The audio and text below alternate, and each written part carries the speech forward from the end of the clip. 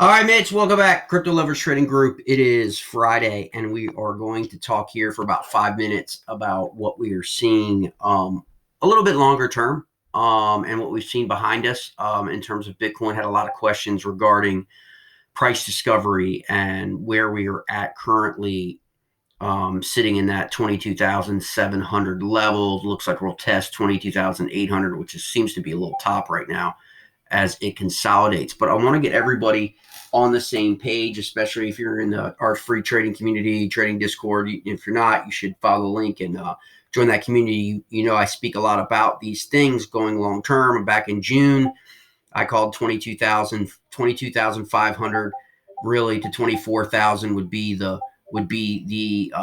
end of the year range. But really, I really thought it would be 22,500 was pretty much going to be the level. And a lot of that had to do with the fact that you've a difference in understanding and perspective that I have. I think that a lot of people that are in the crypto space, I don't look at cryptocurrency like in Bitcoin like the dollar. A lot of people that you will see, especially if you turn on TV, they're always equating Bitcoin to the dollar or and its relationship with the dollar. And the problem with that is the next thing that always comes out of those people's mouths is, well, Bitcoin is easily manipulated, right? It's easily,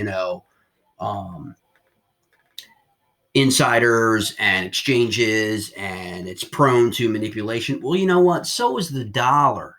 The only difference is the government does it with the dollar. Look at the interest rates right now if you're in America.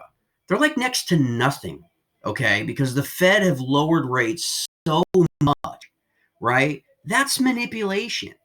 Whether you may accept it as manipulation, as just being the acceptable way of doing business, which is what the government does, okay?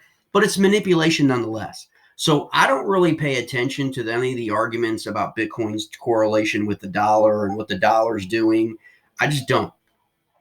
I look at Bitcoin especially, not necessarily the altcoins, the underlying altcoins, but Bitcoin as a commodity. It's just based my background, where I've come from in my life.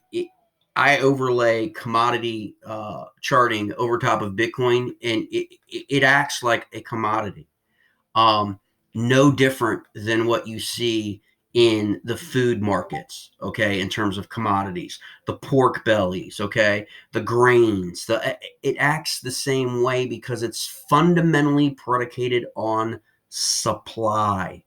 How much supply is there? How much capacity, scalability is there, right? And every 4 years, what does Bitcoin do? Bitcoin halves, right? And so this is a fundamental misunderstanding that a lot of people have that enter cryptocurrencies in terms of, understanding really what is the bigger driver of Bitcoin.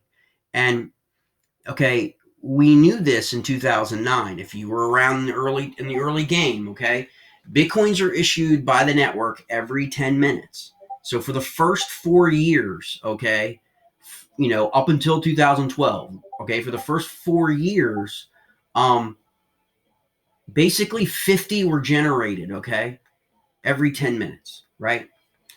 And every 4 years in the white paper for Bitcoin, it's determined that this number needs to be cut in half, okay? And we call that the halving, right?